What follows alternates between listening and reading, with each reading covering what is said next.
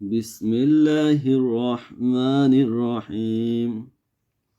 ইন্নামা ইয়াস্তাজিবুল্লাযীনা ইয়াসমাউন ওয়াল মাউতা ইয়াবআসুহুমুল্লাহু সুম্মা ইলাইহি ইউরজাউন। তারাই সাড়া দেয় যারা শুনে, আর মৃত্যুদেরকে আল্লাহ পুনরায় জীবিত করবেন, তারপর তারই দিকে তারা ফিরে আসবে বা প্রত্যাবর্তিত হবে।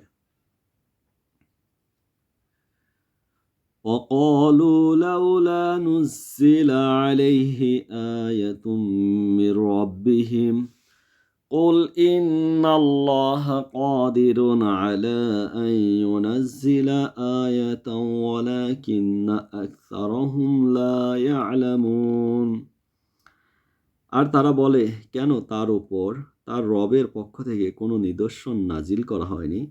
বলো, নিশ্চয় আল্লাহ যে কোনো নিদর্শন নাজিল করতে সক্ষম, কিন্তু তাদের অধিকাংশই জানে না। তো কাফিররা বলতো অনেক সময় যে কেন তাদের জন্য কোনো নিদর্শন আনতেছে না, কোনো আশ্চর্যজনক কোনো কিছু তাদের সামনে কেন উপস্থাপন করা হচ্ছে না। কখনো তারা বলতো যে আল্লাহকে দেখতে চাই, কখনো তারা বলতো যে ফেরেশতাদেরকে দেখতে চাই। এ ধরনের বিভিন্ন রকম কথাবার্তা তারা বলতো, এবং তার পূর্বেও যে সমস্ত নবীরা এসেছিলেন তাদের উম্মতরাও এ ধরনের অনেক কথাবার্তা বলে নবীদেরকে কষ্ট দিত। তা আল্লাহ বলতেছেন যে তারা যে নিদর্শনের কথা বলতেছে, আল্লাহ সেই সমস্ত নিদর্শন নাজিল করতে সক্ষম, কিন্তু তাদের অধিকাংশই সেটা জানে না। وما من دابة في الأرض ولا طائر يطير بجناحيه إلا أمم أمثالكم ما فرطنا في الكتاب من شيء ثم إلى ربهم يحشرون। আর জমিনে বিচরণকারী প্রতিটি প্রাণী এবং দোডানা দিয়ে উড়ে এমন প্রতিটি পাখি তোমাদের মতো একটি উম্মত। আমি কিতাবে কোনো ত্রুটি করিনি, অতঃপর তাদেরকে তাদের রবের কাছে সমবেত করা হবে। তো আল্লাহ রাব্বুল আলামিন বলতেছেন যে এই জমিনে যারা চলাফেরা করে বেড়ায়, বিচরণকারী প্রতিটি প্রাণী, আমরাও তাদের মতো একটা প্রাণী। আবার আরও অনেক প্রাণী আছে, গাধা আছে, গরু আছে, হাতি আছে।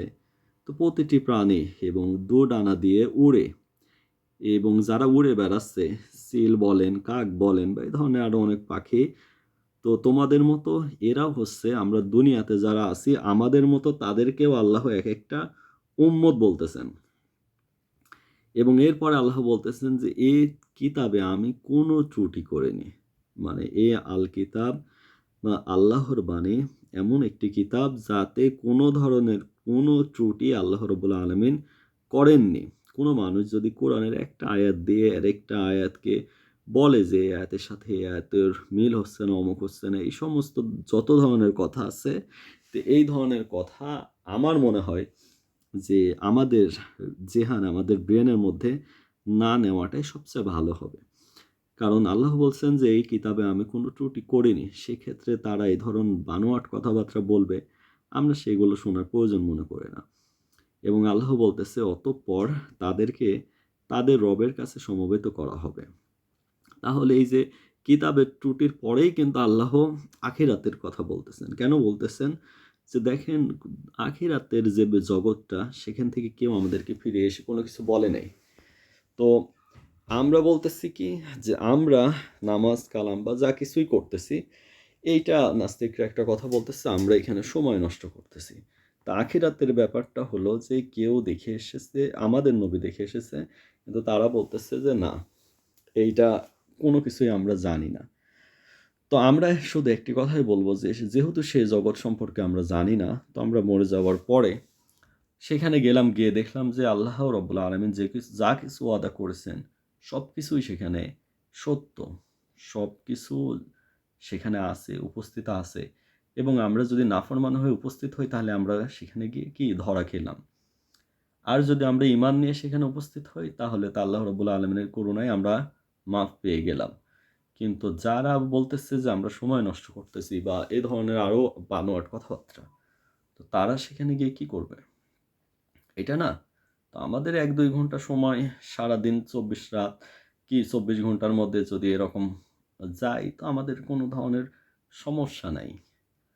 তো তারা কি করবে? সেখান থেকে তো আল্লাহ বারে, বারে বলতেছে যে তারা বলবে যে আমরা দুনিয়াতে আবার ফিরে যেতে চাই। সেখানে গিয়ে আমরা নেক কাজ করব। তো আল্লাহ বলতেছেন যে আমি যদি তাদেরকে আবার দুনিয়ায় পাঠাই, তারপরেও তারা এখানে এসে কি আবার নাফরমানি করবে। আল্লাহ বলতেছেন যে আলাস্তু বিরব্বিকুম, আমাদের আত্মাকে যখন সৃষ্টি করা হয় তখন আমাদেরকে বলছিল যে আমি কি তোমাদের প্রভু নই? আমরা বলেছিলাম যে হ্যাঁ, আপনি আমাদের প্রভু। তো আমরা সেই প্রভুকে মেনে নিয়েই দুনিয়াতে এসেছি এবং আমরা যদি সেই কথাকে না রাখি এবং আমরা আমাদের দুনিয়া নিয়ে এত ব্যস্ত যে হলো রবকে আমরা ভুলে গেছি। রবের সাথে আমাদের যে যোগাযোগ, যেটা সবসময় রক্ষা করার কথা, সেইটা আমরা সবসময় রক্ষা করতেছি না। তারপরেও যারা নামাজ বা সালাত এবং রোজা, হজ যতটুকু করতেছি, তারা কিছুটা সময় অন্তত এইদিকে আছে। কিন্তু আল্লাহ বলতেছেন কি সালাত প্রতিষ্ঠা করা এবং আল্লাহর সাথে কি আমাদের সম্পর্ককে সবসময় ধরে রাখা। যে মানুষ সবসময় আল্লাহর স্মরণ রাখে এবং আল্লাহর সাথে সম্পর্ককে সবসময় অটুটভাবে ধরে রাখে, চিন্তাভাবনা করে, তাহলে কি সে হলো সালাতের মধ্যে থাকে।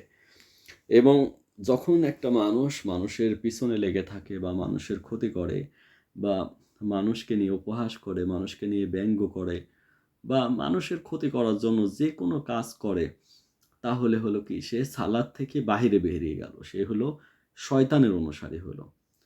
তো সালাদটা হলো মহান রব্বুল আলমিনের সাথে যে ধরনের আমাদের সম্পর্ক করার দরকার, সেই সম্পর্কগুলোকে কি উন্নত করা, সেই সম্পর্কগুলোকে ধরে রাখা। আল্লাহ রব্বুল আলমিন আমাদেরকে বোঝার তৌফিক দিন। এরপরে কি বলতেছেন?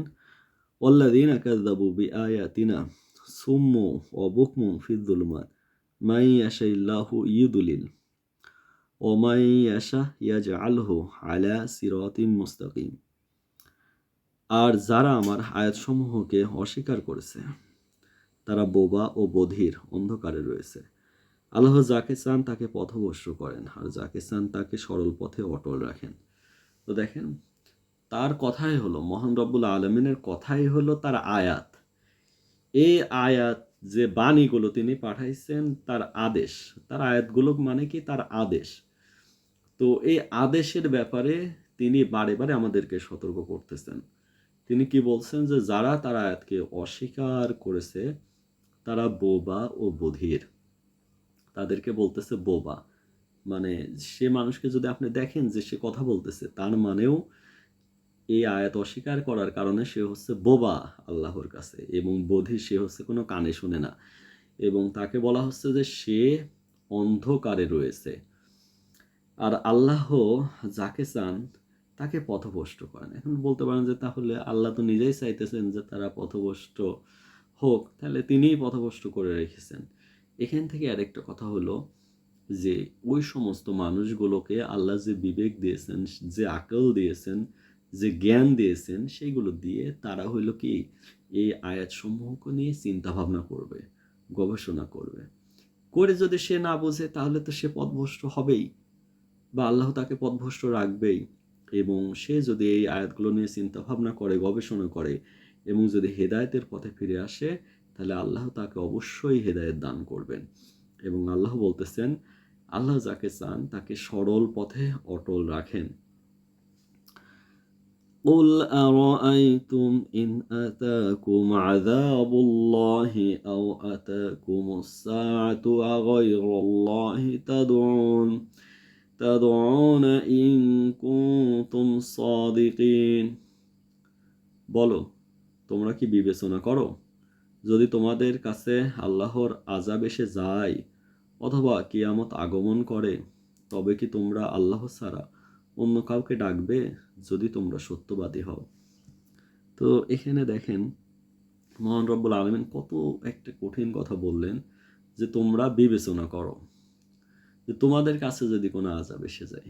একটা মানুষ ধরেন সারা জীবন সে ভালো কাজ করেনি বা মানুষ বেশিরভাগই কম বেশি ভালো কাজ করে, বা একটা মানুষ তার বেশিরভাগ অংশই হলো সে খারাপ কাজের সঙ্গে জড়িত ছিল। এরকম কোনো মানুষ দেখা যাচ্ছে সে হঠাৎ করে একটা অ্যাক্সিডেন্ট হয়েছে বা একটা অসুস্থতা হয়েছে, তখন কিন্তু সে আল্লাহকেই ডাকতে থাকে। তো আল্লাহ এটাই বলতেছেন যে তোমাদের কাছে যখন আল্লাহর আযাব এসে যায়, তা আল্লাহর আযাব শুধু আসমানে আযাব কেন, জমিনের আযাবও হতে পারে। এরপরে তিনি বলতেছেন যে কিয়ামত যদি আগমন করে, আর কিয়ামতের কথা তো বাদই দিলাম, যারা আজকে এত বড় বড় কথা বলতেছে, যারা আল্লাহকে মানে না, তার নবীকে মানে না, কিতাবকে মানে না, কোনো কিছুই মানে না, তো তারাও যদি কিয়ামতের এই কোনো একটু আলামত দেখতে পায়, এরাও আল্লাহর কাছেই ফিরে আসবে। তো সেটাই তিনি বলতেছেন, তবে কি তোমরা আল্লাহ ছাড়া অন্য কাউকে ডাকবে যদি তোমরা সত্যবাদী হও? তো এদেরকে বলতেছে যে এখন বলো, এখন তোমরা সত্য কথা বলো, যে তোমরা কি সে সময় অন্য কাউকে ডাকবে? দেখেন, এই ধরনের মানুষই সাধারণ একটু বিপদে পড়লেই সে নামাজ বা সালাত সে কম পড়ুক বেশি পড়ুক, বা সাওম একটু কম রাখুক বা বেশি রাখুক, যেটাই হোক না কেন, কিন্তু এরাও যদি দেখবেন আপনি যে এই ধরনের মানুষ আছে যে শুক্রবার ছাড়া কোনো সালাতে সে যায় না, তারপরে ওই ধরনের মানুষও যদি বিপদে পড়ে দেখবেন, আমি নিজেই দেখেছি যে আমাদের বাড়ির পাশেই, আমরা তখন ছোট, যখন এরকম ঝড় বৃষ্টি অনেক হইতেছিল সে সময়, তো আশপাশে বাড়িঘরের চাইতে আমাদের বাড়িটা একটু মজবুত ছিল, খুব মজবুত এরকম না, একটু মজবুত ছিল। তো যখন এরকম ঝড় শুরু হলো, অনেকের বাড়িঘর টিন উড়ে যাচ্ছে, তো তারাও আমাদের ঘরে এসে, সে সময় আমরাও একটা ঘর মজবুত ছিল সেখানে সবাই একসাথে ছিলাম, তো তারাও এসে দেখি যে লা ইলাহা ইল্লাল্লাহ, লা ইলাহা ইল্লাল্লাহ, মুহাম্মাদুর রাসূলুল্লাহ, মানে সই শুদ্ধর কথা তো ওইভাবে সে সময় তো আমরা ছোট, অত মনে নেই, তো এইভাবে জোরে জোরে পড়তেছে। তো আমরা পরবর্তী সময়ে যখন ঝড় কমে গেল বা বাতাস কমে গেল, অনেকের টিন উড়ে গেছে বিভিন্ন জায়গায়, তো পরে আমাদেরকে, মানে আমাদের দাদি হোক বা যেই হোক, তো আমাদেরকে এই কথাই বলতেছিলেন যে দেখো যে এই ধরনের মানুষ যারা বেশি একটা নামাজ কালাম পড়ে না বা সবসময় ঝগড়া বিবাদ এইগুলো ফ্যাসাদ নিয়ে লেগে থাকে, এই সমস্ত মানুষের কাছেও যখন বিপদ আসছে তখন কিন্তু তারা জোরে জোরে আল্লাহর নাম নিতেছেন, তখন বলতেছেন যে আল্লাহ ছাড়া কোনো মাবুদ নেই। তো আল্লাহ দেখেন যে যেগুলো ঘটে, যেগুলোই আমরা করি, সেগুলোই তিনি আগে থেকেই জানেন, এবং সুন্দরভাবে সেগুলোই তিনি বয়ান করে দিচ্ছেন, যে তোমাদের কাছে যদি কোনো আযাব এসে যায়, তখন কি তোমরা আল্লাহ ছাড়া অন্য কাউকে ডাকবে যদি তোমরা সত্যবাদী হও? বাল ইয়াহু তাদউনা ফায়াকশিফু মা তাদউনা ইলাইহি ইনশাআ ওয়াতানসাউনা মা তুশরিকুন। বরং তাকেই তোমরা ডাকবে। তা আল্লাহ বলতেছেন কি, যে বরং তোমরা তাকেই ডাকবে, অতঃপর যদি তিনি চান যে জন্য তাকে ডাকছো তা তিনি দূর করে দেবেন, আর তোমরা যা শরিক করো তা তোমরা ভুলে যাবে।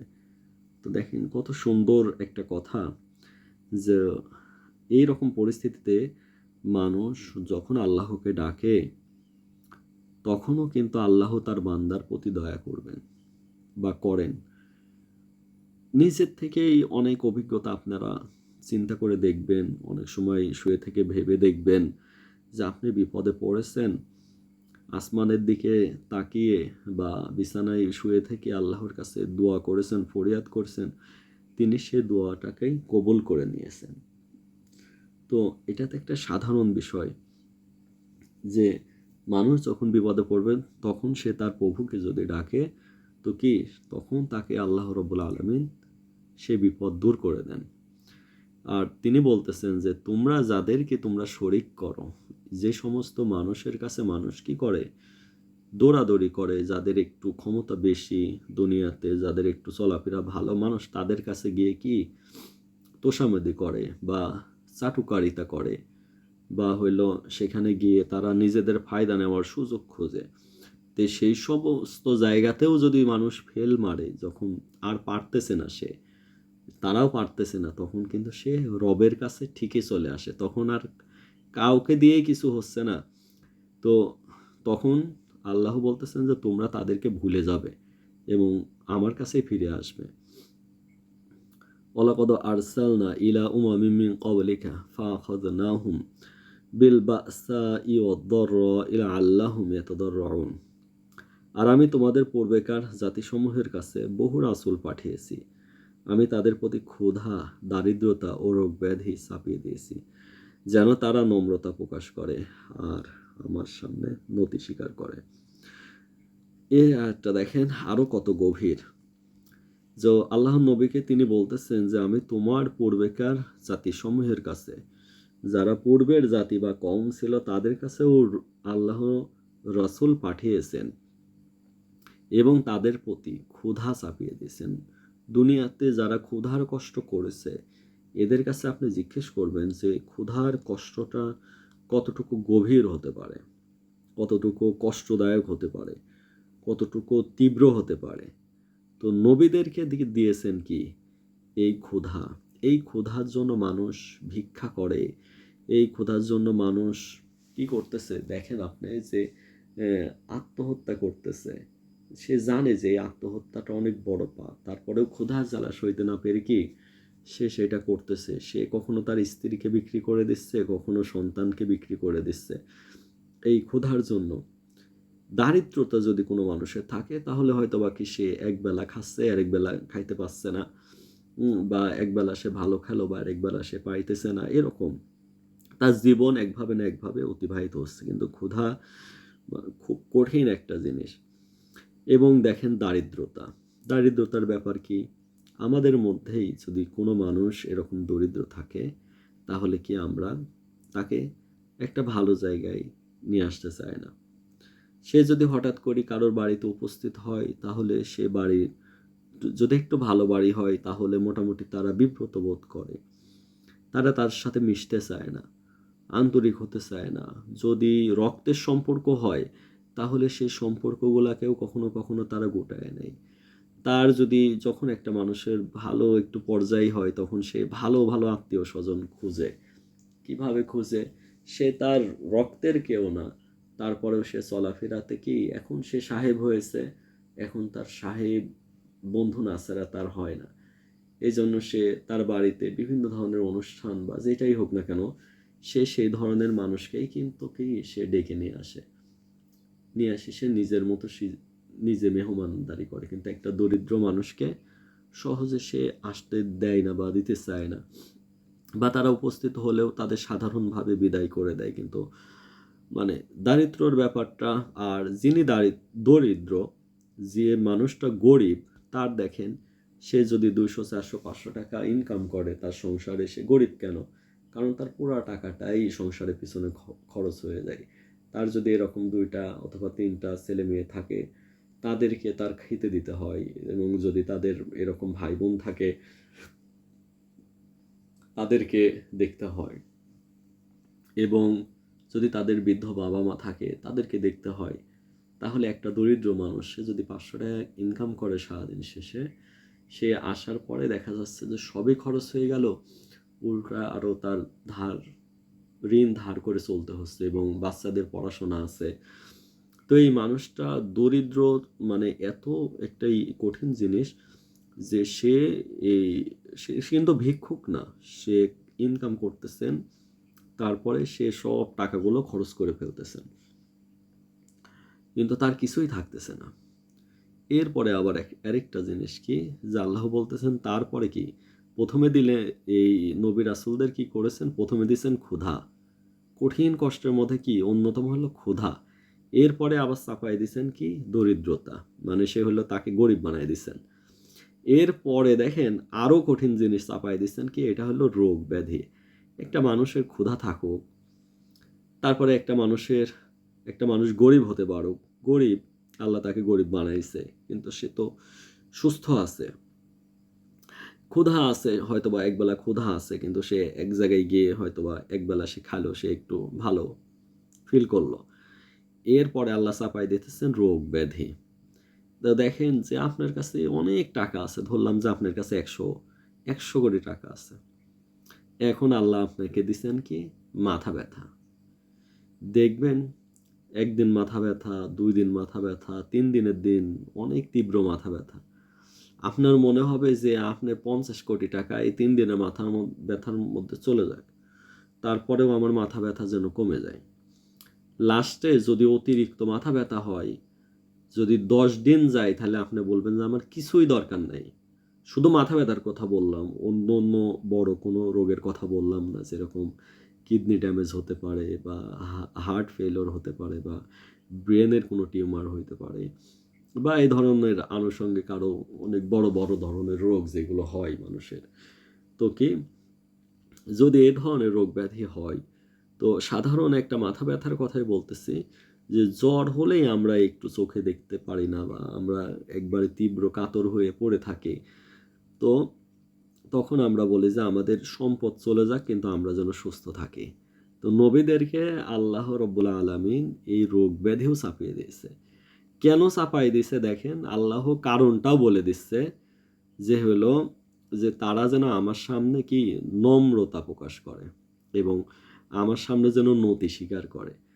তো যখন এই জিনিসগুলা আল্লাহ মানুষকে দেয়, মানুষের এই জিনিসগুলো নিয়ে কিন্তু কোনোভাবেই আল্লাহর উপরে রাগ করা যাবে না।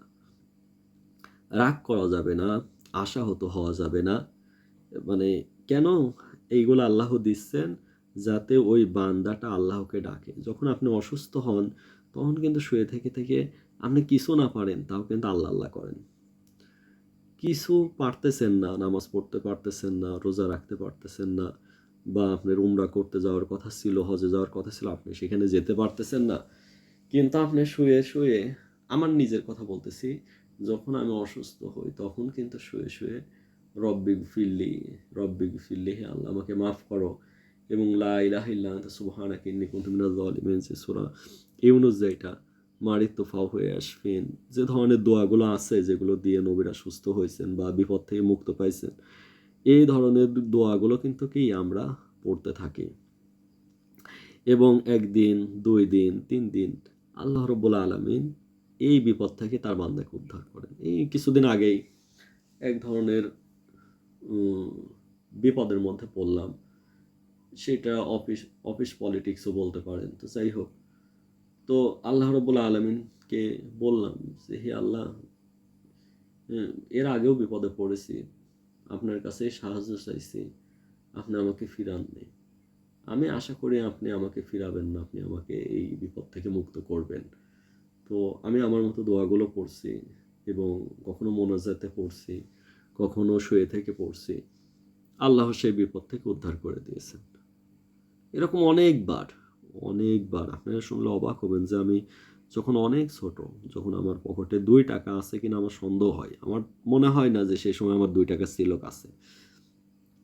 তো তখনও আমি আল্লাহর কাছে বলতাম যে, হে আল্লাহ, আমাকে এত বড় করো, আমি যেন প্রতি মাসে ৳১,০০,০০০ যেন কামাই করতে পারি। এ ধরনের দোয়া আমি ছোটবেলা থেকে করতাম। তা আল্লাহ কি করলেন? আল্লাহ এত ভালোবাসলেন, সেটাও কবুল করলেন। তার উপরে নিয়ে গেলেন।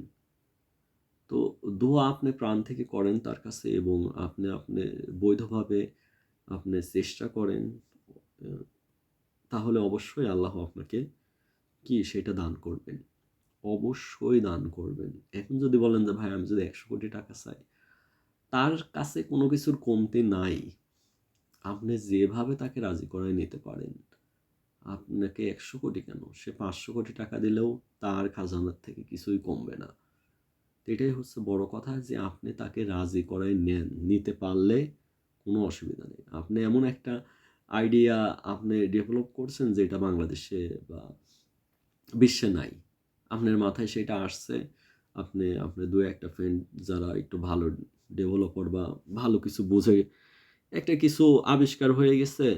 আপনি দেখতেছেন যে আপনার এইটাতে আপনি বহু টাকা। তখন আপনি টাকা কেন, আপনি হয়তোবা ডলারে সেইটা পাইতেছেন। তো হিসাব করে দেখবেন যে আপনার যেইটা চাইতেছেন তার চেয়ে বেশি হয়ে গেছে। তো আল্লাহর উপর যদি কোনো মানুষ ভরসা করে, আল্লাহর খাজানা থেকে অবশ্যই তিনি তাকে দিবেন। এবং আল্লাহর নবীদেরকে আল্লাহ দিয়েছেন কি? ক্ষুধা দিয়েছেন, দরিদ্রতা দিয়েছেন, আবার রোগ ব্যাধি চাপিয়ে দিয়েছেন। কেন দিয়েছেন? যাতে তারা নম্রতা প্রকাশ করে। তো নম্র জিনিসটা কি দেখেন, একটা মানুষ এই দুনিয়ার বুকেই দেখেন, সাধারণ একটা মানুষ, আমি নিজেই দেখেছি, সাধারণ একটা মানুষ আসলো ধরেন আপনার সামনে দিয়ে, আপনার মতো একটা সাধারণ মানুষ। তার চলাফেরা, কথাবার্তা খুবই সাধারণ। কিন্তু যখন সে একটু ভালো জায়গায় গেল, তখন কিন্তু সে আর মানুষকে মানুষ মনে করতেছে না। তখন তার মধ্যে কি আসলো? অহংকার আসলো। তার মধ্যে তখন নিজের যে একটা বড়ত্ব ভাব, সেটা প্রকাশ করার ইচ্ছাটা অনেক বেশি এবং সে সেটাই করা শুরু করলো। তার মধ্যে থেকে কি ওই নম্রতা জিনিসটা হারায় গেল। তো নবী রাসূল যারা ছিলেন, তারা পৃথিবীতে যারা তাদেরকে ভালোবাসতেন, তাদের কাছে তারা অনেক সম্মানিত ছিলেন। তো তাদেরকে যেন পরিপূর্ণভাবে ঠিক রাখা যায়, এইজন্য আল্লাহ তাদেরকে এগুলো দিয়ে দিয়েছেন, যাতে করে তারা যেন নম্র হয়। নম্রতা যে কত বড় একটা নিয়ামত এবং কত বড় একটা কঠিন কাজ, এইটা যারা আমার কথা শুনতেছেন তারা নিজেরাই বুঝতে পারবেন যে আসলে নম্রতা জিনিসটা কি। আপনি বুঝতেছেন যে একটা গুরুজন একটা কথা বলছেন, একটা সিনিয়র একটা কথা বলছেন, এই কথাটা মানে আপনার সাথে ঠিকভাবে যায়নি। কিন্তু আপনি নম্র হয়েই বলতেছেন যে, "আপনার সাথে আমি এই বিষয়টা নিয়ে মানে একমত হতে পারলাম না জন্য আমাকে আপনি মাফ করে দিয়েন।" বলে আপনি নম্রতা দেখায়ে চলে আসলেন। কিন্তু আপনি জানতেছেন যে আপনি ঠিক আছেন। তারপরেও নম্রর জন্য আপনি সেখানে কি আপনি এটা নিয়ে তর্ক করেন নাই, আপনি চলে আসলেন। তাহলে কাজটা কত বড় একটা কঠিন। এবং সবশেষে আল্লাহ বলতেছেন যে তারা যেন আমার সামনে নতি স্বীকার করে। তারা যেন আমার সামনে নত হয়। এই নত হওয়াটাই হলো কি সিজদা দেওয়া। সিজদা দেওয়ার সহজ অর্থটা বুঝতে পারতেছেন? যে আল্লাহর সামনে হইলো আপনার নত হইতে হবে। এইটাই হলো রুকু সেজদার যে মূল ভাবার্থ বা মূল অর্থ, যে তার সামনে নম্রতা প্রকাশ করা এবং তার সামনে হচ্ছে নতি স্বীকার করা। এরপরে আল্লাহ ৪৩ আয়াতে বলতেছেন কি, ফালাউলা ইদ জাআহুম বাসুনা তাদররু তাদররু ওয়ালাকিন ওয়ালাকিন কসাত কুলুবুহুম ওয়া যায়্যানা লাহুমুশ শাইতানু মা কানু ইয়ামালুন। সুতরাং তারা কেন বিনীত হয়নি যখন আমার আযাব তাদের কাছে আসলো, কিন্তু তাদের হৃদয় নিষ্ঠুর হয়ে গিয়েছে, আর তারা যা করত শয়তান তাদের জন্য তা শোষিভ শোষ শোভিত করেছে। তো কি বলতেছেন? আল্লাহ বলতেছেন যে তারা কেন বিনীত হয়নি? কাফিরদের কথা বলতেছেন যে তারা কেন বিনীত হয়নি? নবীরা কি হয়েছেন? বিনীত হয়েছেন। প্রথমে হলো নবীদের গুণের কথা আল্লাহ বলে দিলেন। এরপরে কাফেরদের কথা বলতেছে যে তারা কেন বিনীত হয়নি যখন আমার আযাব তাদের কাছে আসলো, কিন্তু তাদের হৃদয় নিষ্ঠুর হয়ে গিয়েছে। তো তাদের হৃদয়টা কঠিন হয়ে গিয়েছে। তারা যা করত শয়তান তাদের জন্য তা মানে শয়তান তাদেরকে সেই জিনিসগুলোকে সাজায় দিয়েছে তাদের সামনে, শোভিত করেছে। তো তারা যেটাই করত সেই জিনিসগুলো, তারা যে খারাপ কাজগুলো করত বা অহংকার প্রদর্শন করত বা মানুষের ক্ষতি করত বা উম খেল তামাশা মত্ত হয়ে থাকতো, যেটাই হোক না কেন, তো শয়তান হলো সেই জিনিসগুলোকে তাদের সামনে সুন্দরভাবে উপস্থাপন করেছেন। তাহলে এখন বুঝতেছেন তো যে মানে শয়তানি কাজকর্ম, আপনারা যেটাই যাই দেখেন চারিদিকে দেখবেন একটা বিলবোর্ড, সেখানে কেমন পর্দা নাই, একটা মেয়েকে সেখানে দিয়ে রেখে দিয়েছেন। তাহলে কি বুঝতেছেন যে হলো মানে শয়তান জিনিসগুলাকে কি দিয়ে সাজায় রেখে দিয়েছে। তারপরে আপনি একটা দেখেন জুয়ার কথা দেখেন, সেখানে ভালো ভালো দেশে কত মানুষ তাদের মতো করে চুল কাটে, তারা যেভাবে দাড়ি রাখে বা তারা যেখান থেকে গেঞ্জি কিনে বা যেখান থেকে মোবাইল কিনে, সেখান থেকে তারা সেটা কিনে, মানে সেই ধরনের কত ভালো ভালো পপুলার মানুষ তারা হইল কি এসে বলতেছে কি বাজির কথা বা জুয়ার কথা, তারা সেটাকে হচ্ছে কি প্রমোট করতেছে। উম,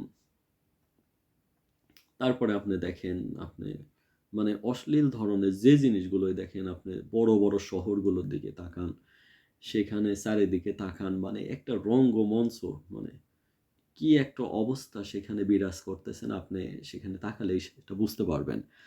তো এই ধরনের কার্যকলাপ যেগুলো আছে মানে কাফেরদের সঙ্গে যা, যা মিলে বা যা, যা তারা করে সেইটাকে আল্লাহ বলতেছেন যে এইটা শোভিত করেছেন। মানে তাদের সামনে সেটা সাজায়ে শয়তান উপস্থাপন করছেন।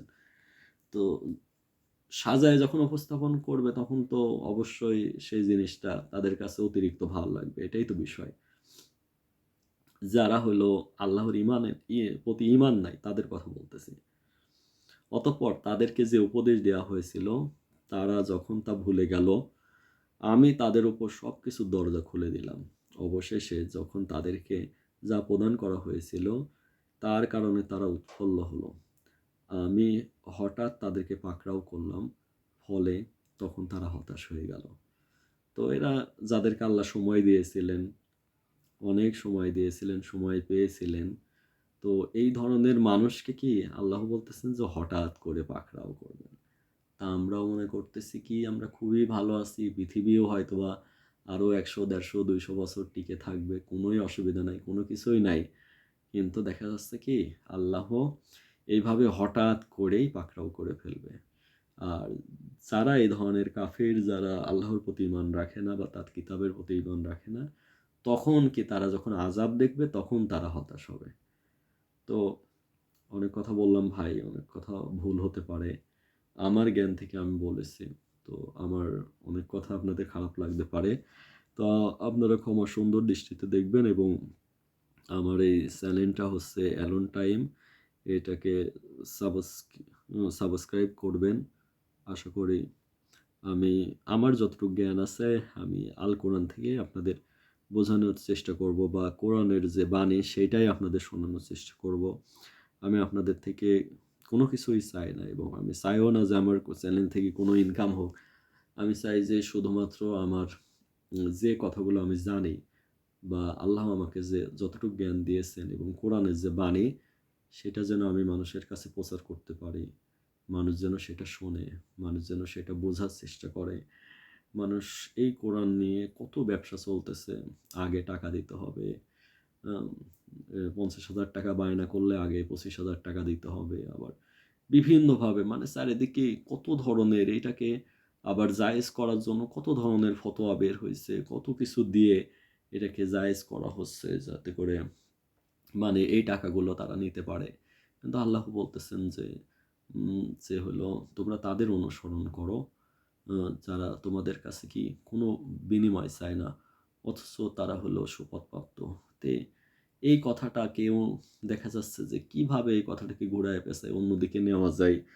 আল্লাহ সরাসরি বলেই দিচ্ছেন যে আসলে এই দিনকে যারা হইলো স্বল্প মূল্যে যারা বিক্রি করবে তাদের জন্য কঠিন শাস্তি আছে। আরো অনেক কিছু মানে বারে, বারে সতর্কতা দেওয়া হচ্ছে, সতর্ক করা হচ্ছে। তো দুনিয়াতে দেখলাম হয়তোবা যারা এই ধরনের সাধারণ মানুষ ছিলেন, তারা আজকে টাকা-পয়সা দিয়ে এই ধরনের কার্যকলাপ করে অনেকে অসাধারণ হয়েছেন। উম দুনিয়ায় তাদের সম্পদ বলার মতো সম্পদ আছে। তারা ঢাকায় বাড়ি করছেন, গাড়ি করছেন। আরো বিভিন্ন কিছু, বিভিন্ন বিজনেস। তো নিজের অভিজ্ঞতা থেকেই এরকম ভালো কিছু বড় জুব্বা টুপিওয়ালা এ ধরনের কিছু মানুষ দেখে নিজে কিছু টাকা সেখানে এরকম ইনভেস্ট করলাম। তো দিন যায়, বছর যায়, মানে কথার সাথে আর কাজ মিলে না। তো যাই হোক লাস্টে অনেক কষ্ট করে অনেক কিছু বলে তারপরে এই টাকাগুলো একভাবে ফেরত পেলাম। কিন্তু দেখলাম যে তারা চোখের সামনে দিয়ে কত বড় হয়ে গেল। দেখলাম তাদেরকে সাধারণ, কিন্তু তারা আজকে কত অসাধারণ হয়ে গেলেন। আল্লাহ যে সম্পদের জন্য প্রতিযোগিতা করা বা সম্পদ এভাবে গোনা, বারে, বারে গোনা, জমিয়ে রাখা, এইটা বারে, বারে যে নিষেধ করা হইলেন কিন্তু মানে তাদের যারা অনুসারী, প্রধান অনুসারী যারা নিজেদেরকে বলছেন যে হলো আলেমরাই হলো নবীদের ওয়ারিস, ইন্নামাল উলামাউ ওয়ারাসাতুল আম্বিয়া বা যেটাই বলতেছেন, আবার দেখতেছি যে তাদেরই আজকে সম্পদ হিসাব দেওয়ার মতো কত সম্পদ তারা তৈরি করে ফেলছেন। তো আসলে আজকে আমাদের এত সমস্যা, এত অধঃপতন আমাদের বিশেষ করে আল্লাহর এই কোরআনকে অনুসরণ না করা এবং কোরআনের যে বাণীগুলো সেগুলোকে আমাদের মনের মধ্যে অনুধাবন না করা, সেগুলো নিয়ে গবেষণা না করা। যে আদেশগুলো আল্লাহ আমাদেরকে দিচ্ছেন যে তোমাদেরকে যে রিজিক দেওয়া হয়েছে তা থেকে তোমরা নিজেরা খাও এবং খরচ করো, আল্লাহর পথে ব্যয় করো। তা আল্লাহর পথ কি? আল্লাহ বলেই দিচ্ছেন যে এতিমকে দাও, মিসকিনকে দাও, ফকিরকে দাও, এরকম অভাবী মানুষকে দাও। কত সুন্দর সুন্দর করে তিনি বলে দিচ্ছেন আত্মীয় স্বজনকে দাও, প্রতিবেশীকে দাও, মুসাফিরকে দাও। কত ধরনের পন্থা তিনি বলে দিচ্ছেন, কিন্তু আমরা সেগুলো পালন করতে পারতেছি না। আমাদের জ্ঞানের জন্য, আমাদের বুঝতে না পারার জন্য আমরা কোরআনের বাণীটা সঠিকভাবে উপলব্ধি করতে পারতেছি না। তো যাই হোক, আল্লাহ সবাইকে ভালো রাখুন, দোয়া করি। ফি আমানিল্লাহ। আসসালামু আলাইকুম।